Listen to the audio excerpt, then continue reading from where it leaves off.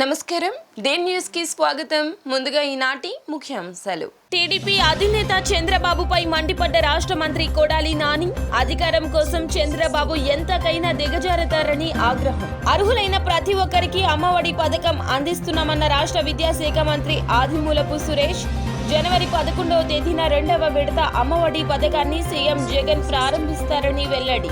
Andhra Pradesh high court ప్రధాన న్యాయమూర్తిగా justice Arup Goswami ప్రమాణ స్వీకారం. కార్యక్రమంలో పాల్గొన్న సీఎం జగన్, గవర్నర్ బిశ్వభూషణ్ హరిచందన్. అధికారం కోసం ఎంతకైనా దిగజారే టీడీపీ అధినేత చంద్రబాబు అసలు మనిషే కాదని మంత్రి కొడాలి నాని మండిపడ్డారు. సీఎం, మంత్రి, డీజీపీ, ఎస్పీలు క్రైస్తవులు అంటూ మాట్లాడడం దారుణమన్నారు.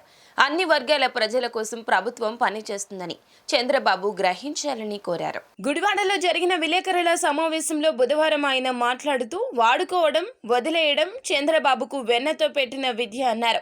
74 ఏళ్ల వయస్సు, ఇంత రాజకీయ అనుభవం ఉన్నా ఆయన కులాలు, మతాల గురించి మాట్లాడడం బాబు దిగజారుడు తనానికి నిదర్శనమని దుయ్యబట్టారు. సీఎం, మంత్రి, డీజీపీ, ఎస్పీలు క్రిస్టియన్లు అంటూ మాట్లాడడం దారుణమని పేర్కొన్నారు. అధికారులు మతాల కోసం పనిచేయరని, అన్ని వర్గాల ప్రజల కోసం పనిచేస్తారని వ్యాఖ్యానించారు. చంద్రబాబు లాంటి నీచుల కోసమే అధికారులు, ప్రజాప్రతినిధులు బాధ్యతలు తీసుకునేటప్పుడు కుల మత రాగ ద్వేషాలకు అతీతంగా పనిచేస్తామని పెద్దలు వారితో ప్రమాణ స్వీకారం చేయిస్తారన్నారు. ఇటువంటి నీచులు, నికృష్టులు 14 సంవత్సరాలు ముఖ్యమంత్రిగా, 10 సంవత్సరాల పైన ప్రతిపక్ష నాయకుడిగా ఒక రాజకీయ పార్టీని నడపడానికి అవకాశం కల్పించింది ఈ రాష్ట్రంలో ఉన్నటువంటి హిందువులు. ఒక్క హిందువులే కాదు, అతనికి ఈ రాష్ట్రంలో ఉన్నటువంటి క్రిస్టియన్స్, ముస్లిమ్స్, హిందువులు, అన్ని కులాలు, అన్ని మతాలు, అన్ని వర్గాలు ఓటేసి ఆదరిస్తేనే చంద్రబాబు నాయుడు ఈరోజు ఈ స్థానంలో ఉన్నాడు. వాళ్ళతో పని అయిపోయింది. నాకు హిందువులు మెజారిటీ ఉన్నారు, వీళ్ళందరినీ జగన్మోహన్ రెడ్డి గారి మీద రెచ్చగొట్టాలి, ఈ రెచ్చగొట్టి ఈ ఓటు నేను సంపాదిస్తే మళ్ళీ ముఖ్యమంత్రి అవుతాను, నాకు ఎవడూ అవసరం లేదన్నటువంటి భావంతో అంత వయసు వచ్చి బుద్ధి లేకుండా మాడుతున్నటువంటి చంద్రబాబుని ఈ రాష్ట్ర ప్రజలు గమనించాలి. ఉచ్చము నీచము లేనటువంటి దేవుడు లాంటి ఎన్టీ రామారావుకి, పిల్లనిచ్చినటువంటి ఎన్టీ రామారావుకి, దేవుడి రూపంలో ఉన్నటువంటి ఎన్టీ రామారావుకి వెన్నుపోటు పడిచి ఆయన్ని మెడపట్టి సస్పెండ్ చేసి బయటికి గెంటి పార్టీలోంచి ఆయన పార్టీని లాక్కుని ముఖ్యమంత్రి పదవిని లాక్కుని ఆయన చావుకు కారణమైనటువంటి ఈ చంద్రబాబు నాయుడు చిత్తకత్తి కుక్కలు అంటాడు. ఇతను హిందువు కాదు, క్రిస్టియన్ కాదు, ముస్లిం కాదు, అసలు ఇతను మనిషే కాదు.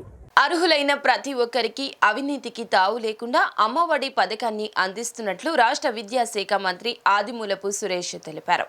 అమ్మఒడి 2వ విడత ఈ నెల 11వ తేదీన నెల్లూరు పట్టణంలో సీఎం జగన్ చేతుల మీదుగా ప్రారంభించనున్నట్లు చెప్పారు.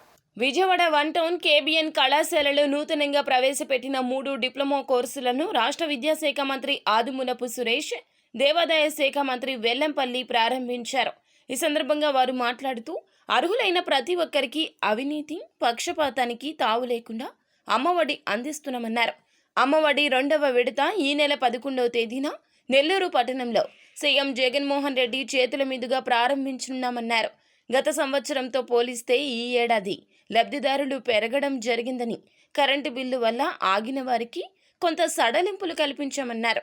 పారిశుద్ధ్య కార్మికులందరికీ ప్రభుత్వ రాయితీలతో పాటు అమ్మఒడి వర్తింపచేసేలా కృషి చేస్తున్నట్లు, ప్రతిపక్షాలు అమ్మఒడిపై చేస్తున్న ఆరోపణలు అవాస్తవమన్నారు. ఏమైనా అవినీతి జరిగితే తమ దృష్టికి తీసుకురండని వారు కోరారు. ఆంధ్రప్రదేశ్ హైకోర్టు ప్రధాన న్యాయమూర్తిగా జస్టిస్ అరూప్ గోస్వామి బుధవారం ప్రమాణ స్వీకారం చేశారు. జస్టిస్ గోస్వామిచే గవర్నర్ బిశ్వభూషణ్ హరిచందన్ ప్రమాణ స్వీకారం చేయించారు. విజయవాడలోని తుమ్మలపల్లి కళాక్షేత్రంలో సీజేగా ఆయన ప్రమాణ స్వీకార కార్యక్రమం జరిగింది. సీజే అరూప్ కుమార్ గోస్వామితో కలిసి CM YS Jagan, governor Biswabhusan Harichandan కలిసి తేనేటి విందులో పాల్గొన్నారు. అనంతరం తుమ్మలపల్లి కళాక్షేత్రం నుంచి తాడేపల్లిలోని నివాసానికి సీఎం వైఎస్ జగన్ పయనమయ్యారు. ఈ కార్యక్రమంలో రాష్ట్ర ముఖ్యమంత్రి వైఎస్ జగన్మోహన్ రెడ్డి, రాష్ట్ర ప్రధాన కార్యదర్శి ఆదిత్యనాథ్ దాస్ సహా పలువురు న్యాయమూర్తులు, పార్లమెంట్ సభ్యులు, ప్రజాప్రతినిధులు, న్యాయవాదులు, న్యాయశాఖ ఉన్నతాధికారులు పాల్గొన్నారు. Arup Kumar Goswami, having been appointed Chief Justice of the High Court of Andhra Pradesh, Chief Justice of the High Court of Andhra Pradesh, do swear in the name of God that I will bear true faith and allegiance to to the And- Constitution of India and allegiance to the Constitution of India as by law established, as by law established, that I will uphold the sovereignty that I will uphold the sovereignty and integrity of India, and integrity of India, that I will duty and faithfully that I will duly and faithfully and to the best of my ability, knowledge and judgment and to the best of my ability ప్రజల మనోభావాలు తెలుసుకోకుండా తాడి గడపను రాష్ట్ర ప్రభుత్వం ఎందుకు మున్సిపాలిటీగా ప్రకటించిందని మాజీ MLA Bode Prasad ప్రశ్నించారు. వైఎస్ఆర్ తాడి గడపగా ప్రకటించిన ప్రభుత్వానికి బహిరంగంగా ప్రకటించే ధైర్యం ఉందా అని సవాల్ చేశారు. జిల్లా టీడీపీ కార్యాలయం విజయవాడలో జరిగిన మీడియా సమావేశంలో మాజీ పెన్నమలూరు శాసనసభ్యులు బోడే ప్రసాద్ మాట్లాడుతూ ప్రభుత్వం కొత్త మున్సిపాలిటీగా వైఎస్ఆర్ తాడి గడప అని ప్రకటించిందని, ప్రజల మనోభావాలు తెలుసుకోకుండా ఎందుకు వైఎస్ఆర్ తాడి గడప మున్సిపాలిటీ అని ప్రకటించారని నిలదీశారు. వైఎస్ఆర్ రాజశేఖర్ రెడ్డి కడపలో పుడితే ఎన్టీఆర్ పుట్టిన కృష్ణా జిల్లాలో వైఎస్ఆర్ పేరు ఎలా పెడతారని ప్రశ్నించారు. తెలుగుదేశం ప్రభుత్వం హయాంలో చేసే అనేక అభివృద్ధి కార్యక్రమాలు నేడు స్తంభించాయని, ఎన్టీఆర్ సర్కిల్ నుంచి కానూరు వరకు పంటకాలువ రోడ్డును అభివృద్ధి చేసింది టీడీపీ పార్టీ అన్నారు. మహానాడు రోడ్డు నుంచి కానూరు వరకు పనులు ముమ్మరంగా సాగుతున్న సమయంలో ప్రభుత్వం మారింది. మీరు వచ్చిన 18 నెలల కాలంలో ఏమి చేశారో చెప్పగలరా అంటూ ప్రశ్నించారు. నిన్న ప్రభుత్వం నుంచి కొత్త మున్సిపాలిటీగా వైఎస్ఆర్ తాడిగడప అని చెప్పేసి ప్రభుత్వం ప్రకటించడం జరిగింది. ఈ సందర్భంగా ఈ 4 గ్రామాల ప్రజలు యనమల కుదురు, తాడిగడప, కానూరు, పోరంకి ప్రజల యొక్క మనోభావాలు గౌరవించకుండా కేవలం మరి ఈ వైఎస్ఆర్ తాడిగడప మున్సిపాలిటీ పేరు ప్రకటించడానికి ప్రభుత్వమా లేక వైఎస్ఆర్సీపీ నాయకుల లేక స్థానిక శాసనసభ్యుడి యొక్క ప్రమేయమా? ఎవరు ఈ పేరు సూచించి ఈ మున్సిపాలిటీకి వైఎస్ఆర్ తాడిగడప అని ప్రకటించారో వాళ్ళు బహిరంగంగా ఈ మున్సిపాలిటీకి వైఎస్ఆర్ తాడిగడప అని సూచించాము అని చెప్పి ప్రకటించే ధైర్యం ఉందా అని చెప్పేసి మీడియా సాక్షిగా నేను ప్రశ్నిస్తూ ఉన్నాను. వైఎస్ఆర్ కడప మాజీ ముఖ్యమంత్రి గారు ఏక రాష్ట్రంగా ఉన్నప్పుడు అటు తెలంగాణ ఇటు ఆంధ్రప్రదేశ్కి ముఖ్యమంత్రిగా ఉన్న రాజశేఖర రెడ్డి గారు ఆయన్ని గౌరవించి కడప జిల్లాకి, ఆయన పుట్టిన జిల్లాకి వైఎస్ఆర్ కడప అని చెప్పి ప్రకటించడం మేము ఎవరం కూడా వ్యతిరేకించాల. కృష్ణా జిల్లాలో ప్రముఖులు ఎవరు మీ కంటికి కనిపించలేదా?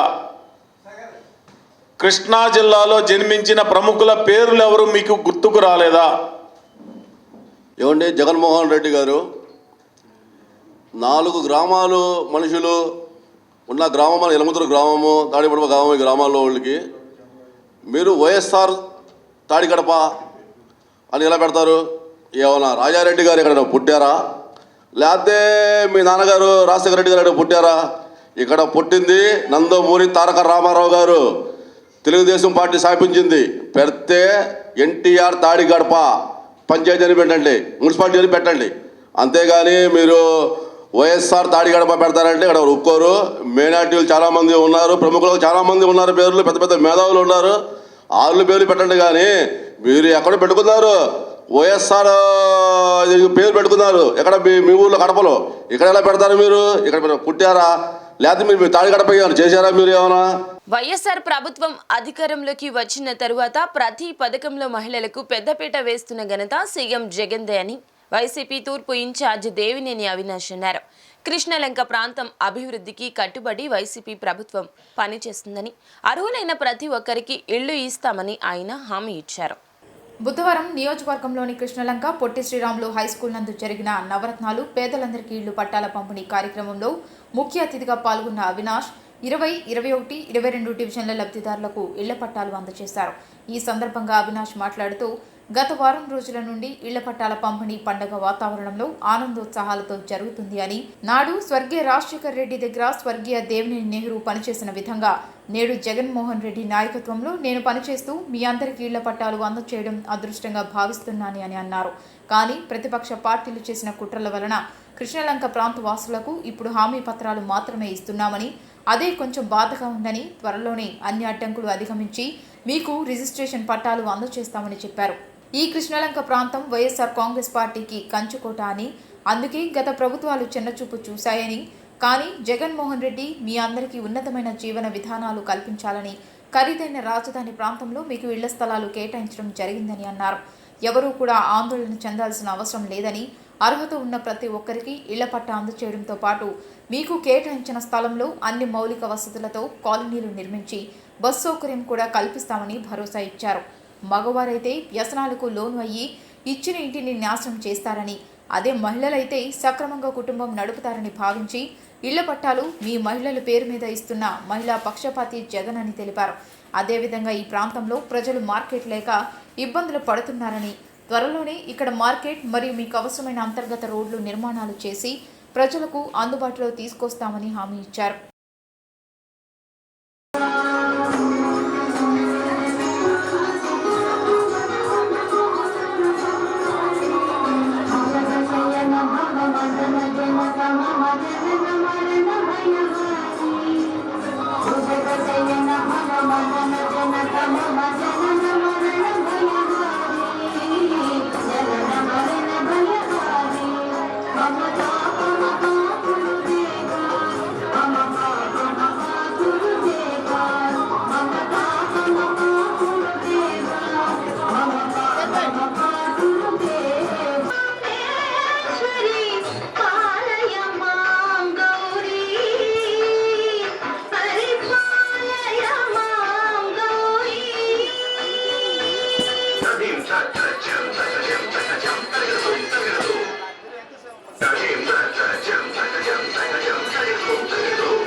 పోటీ చేస్తున్న సోదరుడు ఆత్మీయుడు కొండారెడ్డి గారికి, వేదిక మీద ఉన్న డివిజన్ అధ్యక్షులకి, నగర వైఎస్ఆర్సీపీ సీనియర్ నాయకులకి, అదేవిధంగా కార్పొరేషన్ చైర్మన్లకి, రాష్ట్ర వైఎస్ఆర్సీపీ సీనియర్ నాయకులకి, సిడిఓ ఉమామహేశ్వరి గారికి, ప్రభుత్వ అధికారులకి, ప్రతి ఒక్కరి గారి పేరు పేరున నా ఒక ధన్యవాదాలు తెలుపుతూ, మరీ ముఖ్యంగా ఈ రోజు మన ముఖ్యమంత్రి జగన్మోహన్ రెడ్డి గారు ఏదైతే ఆనాడు పాదయాత్రలో ఇచ్చిన హామీ మేరకు ప్రతి ఒక్క మహిళకి సొంత ఇంటి కళ సాకారం చేస్తానని చెప్పని ఆనాడు హామీ ఇచ్చారు. ఈ రోజు సొంత ఇంటి కళ సాకారం చేసుకోవటానికి ఈ రోజు హామీ పత్రం తీసుకోవటానికి వచ్చిన ప్రతి మహిళ దగ్గర నా ఒక ధన్యవాదాలు, నమస్కారాలు తెలియజేస్తూ ఈరోజు చాలా సంతోషం. మీరందరూ గారా హామీ పత్రాలు తీసుకున్నందుకు చాలా సంతోషం. మరొక పక్క మనసులో చిన్న బాధగా ఉంది, ఇళ్ల పట్టాలు తీసుకోవట్లేదని చెప్పాను. ఆ బాధ కారణం గారా తెలుగుదేశం పార్టీ నాయకులు కానివ్వండి, పార్టీ కానివ్వండి, వాళ్ళకు అనుకూలమైన వ్యవస్థను అడ్డు పెట్టుకున్నాం. ఈ రోజు రాష్ట్ర వ్యాప్తంగా జగన్మోహన్ రెడ్డి గారు ఒక నాయకత్వంలో దాదాపుగా 30 లక్షల మహిళల పేరు మీద ఇళ్ల పట్టాలు ఇచ్చి ఈ రోజు జగన్మోహన్ రెడ్డి గారికి ఎక్కడ మంచి పేరు వస్తానని చెప్పని దాదాపుగా ఏదైతే ఇళ్ల పట్టాల పంపిణీ అడ్డుకోవాలని చెప్పని దాదాపుగా ఉగాది దగ్గర నుంచి కూడా అడ్డుకోవాలని చెప్పని చూసి చూసి చూసి ఈ రోజు మన ముఖ్యమంత్రి గారికి ఉన్న సంకల్ప బలం ఉంది, మన ముఖ్యమంత్రి గారికి ఉన్న గుండె ధైర్యం ఉండు.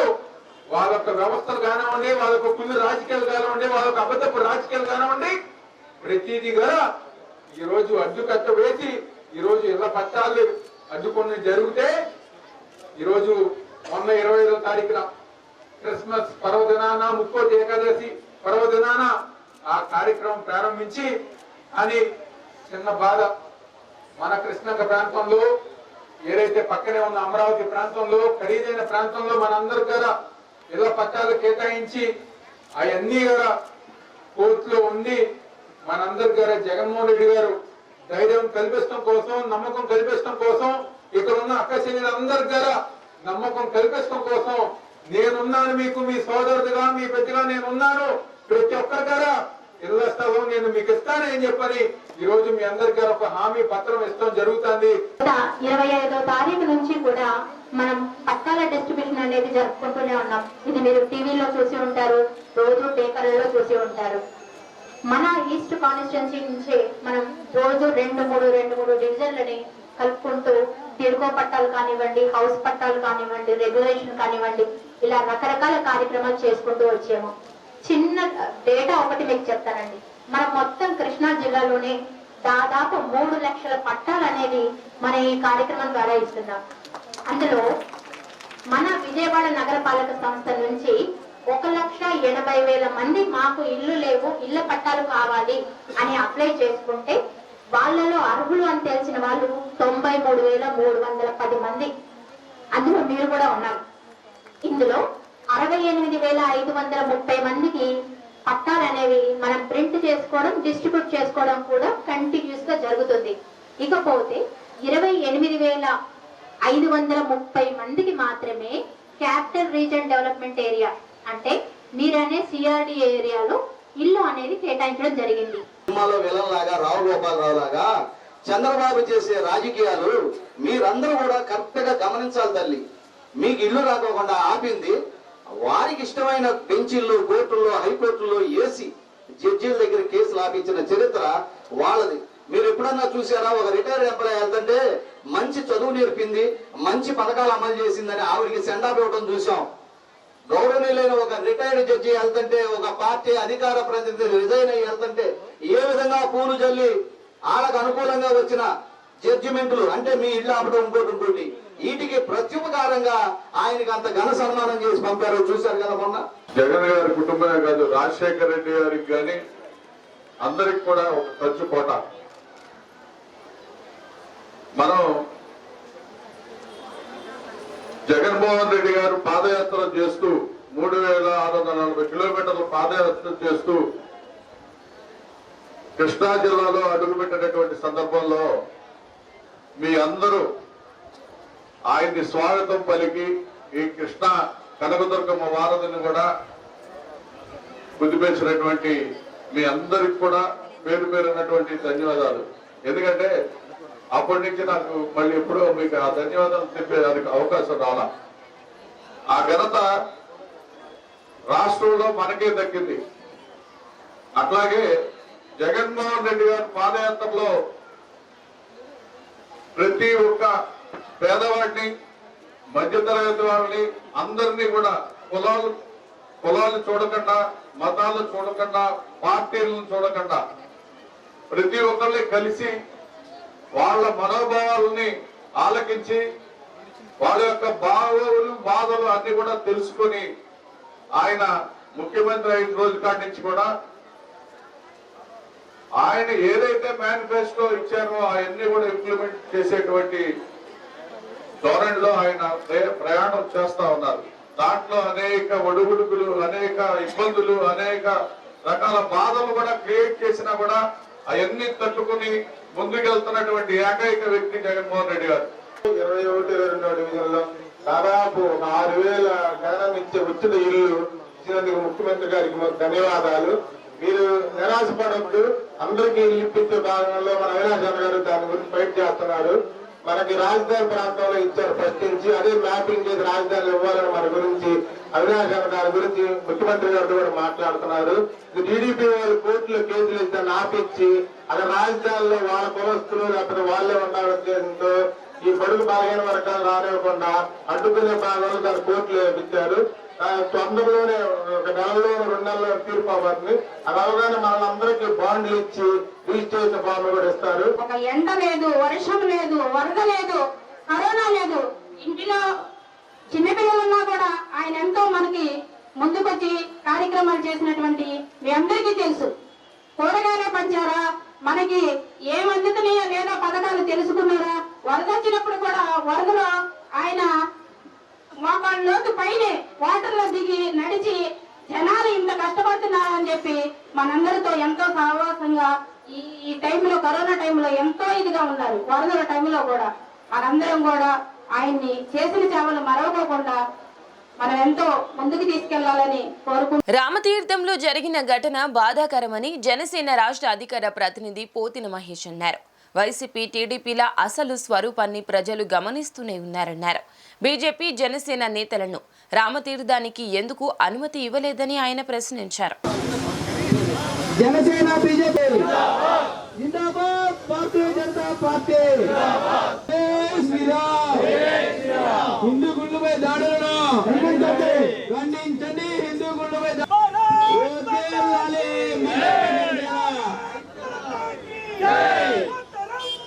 రాష్ట్ర వ్యాప్తంగా కూడా హిందూ దేవాలయాల మీద జరుగుతున్నటువంటి దాడులు కానీ అక్రమాలని ప్రజలకు తెలియజేసేందుకు దాని సందర్భంగా నిన్న రామతీర్థం రాముల వారి విగ్రహాన్ని తీసివేసిన సందర్భంగా మా అధ్యక్షులు సోము వీర్రాజు గారు అక్కడ దర్శించేందుకు వెళ్ళే దాని సందర్భంలో అక్రమంగా అరెస్ట్ చేయడం జరిగింది.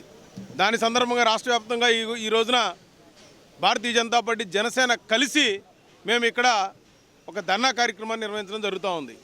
ఈ ధర్నా కార్యక్రమానికి మా విజయవాడ అధ్యక్షులు బబ్బూరి శ్రీరామ్ గారు కానీ, మరి సత్యమూర్తి గారు, అదేవిధంగా రఘునాథ్ బాబు గారు, మా జనసేన నాయకులందరం కూడా ఈ కార్యక్రమానికి ఈ విజయవాడ అలంకార సెంటర్ దగ్గర ఏర్పాటు చేయడం జరిగింది.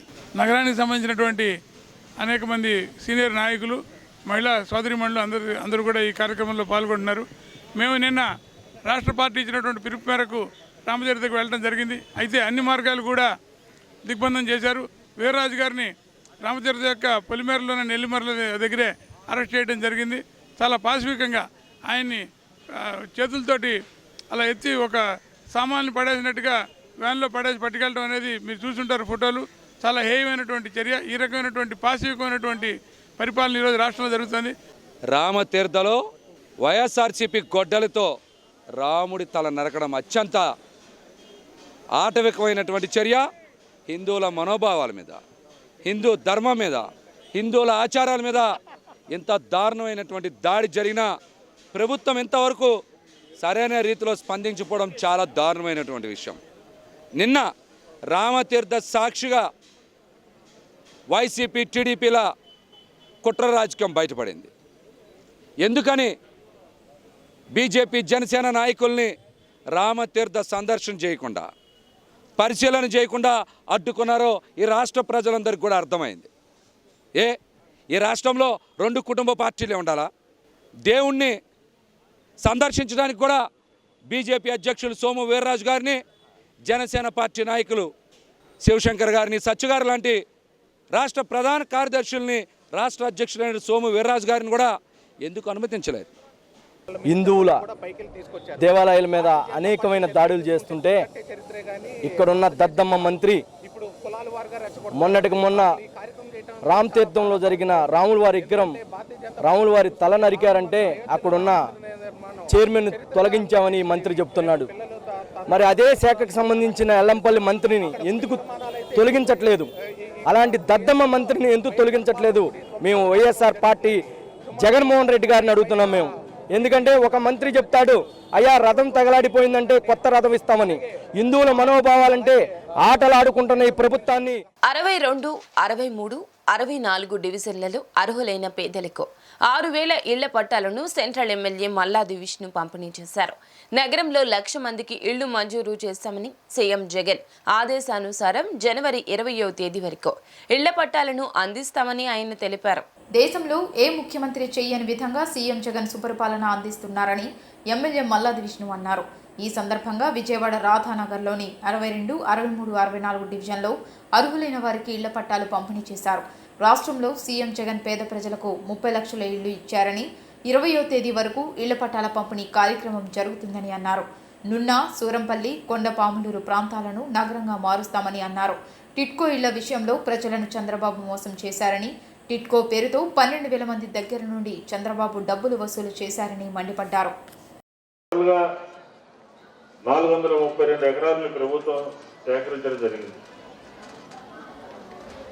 ఒక ఇళ్ల పట్టా సంబంధించి సెంటు స్థలం ఇవ్వడంతో పాటు ఒక్కొక్క ఇంటికి 1,80,000 రూపాయలు మంజూరు చేయడం, దాంతోపాటు మౌలిక సదుపాయాల కోసం రోడ్లు కానీ, రైల్స్ కానీ, మంచినీరు కానీ, ఎలక్ట్రిసిటీ కానీ, దీనందరికీ కలిపి ఒక్కొక్క ఇంటికి 60,000 రూపాయలు ఖర్చు పెట్టడం, 1,36 కోట్ల రూపాయలని మంజూరు చేయడం, టోటల్గా 719 కోట్ల రూపాయలని ఈ నియోజకవర్గంలో ఉన్నటువంటి 22,000 మందికి మంజూరు చేయడం జరిగింది అని చెప్తా ఉన్నాను. మనం 2 భాగాలుగా తీసుకున్నాం సెంట్రల్ నియోజకవర్గాన్ని.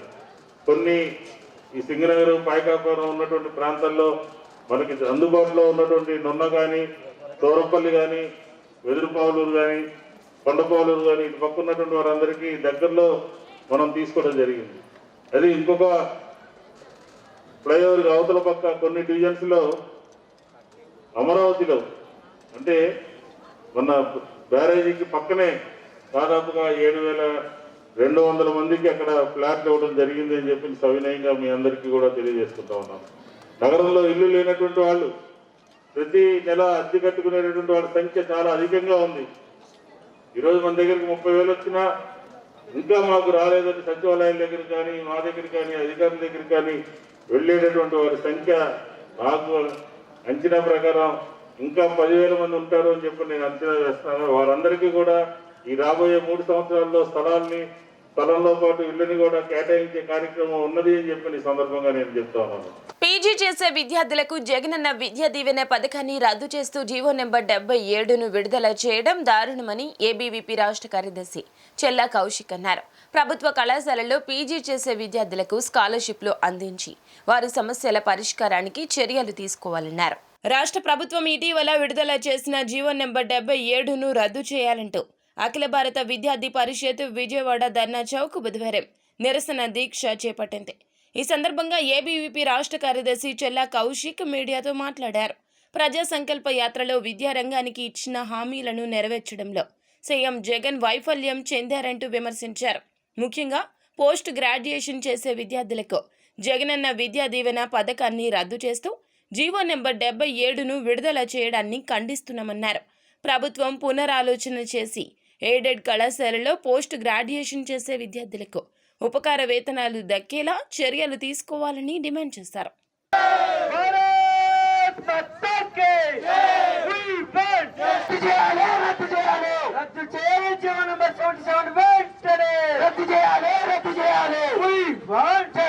నైట్ వాచ్మెన్లుగా పనిచేస్తున్న వారిని షిఫ్ట్ ఆపరేటర్లుగా నియమించాలని సిపిడిసిఎల్ కన్వీనర్ శ్రీనివాసరావు కోరారు.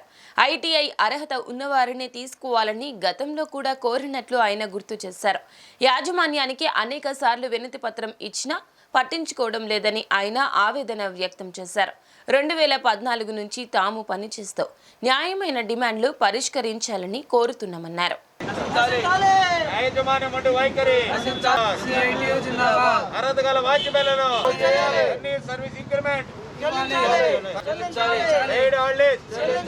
గతంలో 2014లో ఐటీ అర్హత ఉన్న వాచ్మెన్లని ఖాళీగా ఉన్నటువంటి షిఫ్ట్ ఆపరేటర్గా ప్రమోట్ చేశారు. అలానే మొన్న 2019 అక్టోబర్ నెలలో సచివాలయంలో జేఎల్ఎం గ్రేడ్ 2గా సబ్స్టేషన్లో పనిచేసినటువంటి ఆపరేటర్లు ఖాళీ అయిన ప్లేస్లో కూడా ఐటీ అర్హత ఉన్న వాచ్మెన్లని షిఫ్ట్ ఆపరేటర్లుగా నియమించాలని కోరడం జరిగింది.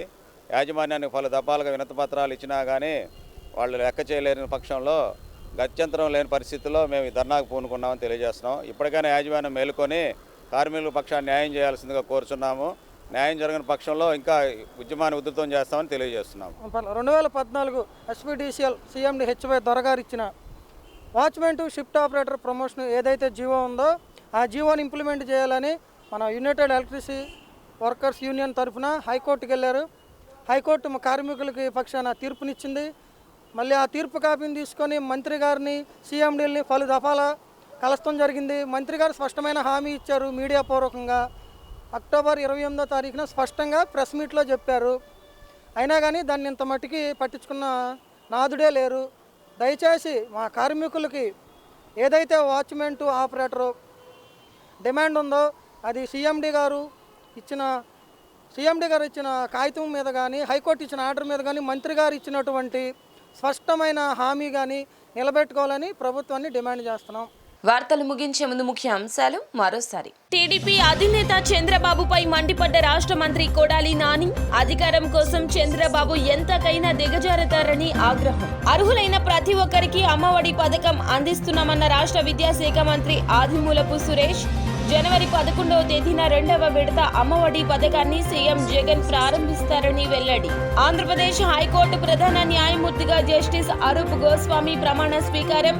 కార్యక్రమంలో పాల్గొన్న CM Jagan, governor Biswabhusan Harichandan. The news సమాప్తం. నమస్కారం.